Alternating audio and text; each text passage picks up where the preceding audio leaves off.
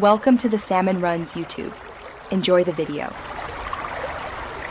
In this video, I will show how to make a clock from cardboard. First, let's gather our essential materials. You'll need a sturdy piece of cardboard, perhaps from an old box, and a small clock movement kit, which includes the hands. Also, grab a craft knife or sharp scissors, a ruler, a pencil, and some strong glue. Don't forget any decorative items you wish to use, like paints or markers, to make your clock truly unique. Now, let's craft the main body of your clock. Begin by drawing a perfect circle on your cardboard, aiming for about 10 to 12 inches in diameter. A dinner plate works wonderfully as a template. Carefully cut out the circle, striving for smooth edges.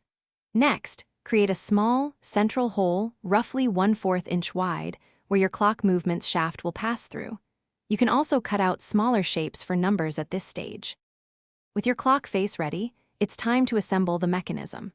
Push the clock movement's shaft through the central hole from the back of your cardboard circle. Secure it tightly with the washer and nut provided in your kit. Then, carefully attach the hour, minute, and second hands onto the shaft, making sure they are aligned and can move without obstruction. Insert a single AA battery and watch your clock come to life, ensuring everything functions smoothly. Finally, let's add the finishing touches and personalize your clock. This is where your creativity shines. Paint the clock face, draw unique designs, or glue on decorative paper.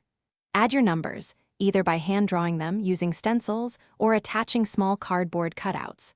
For hanging, you might glue a small loop of string or a picture hook to the back. Allow all your glues and paints to dry completely, and then proudly display your fantastic, handmade cardboard clock. Thanks for watching. Consider subscribing if we helped you.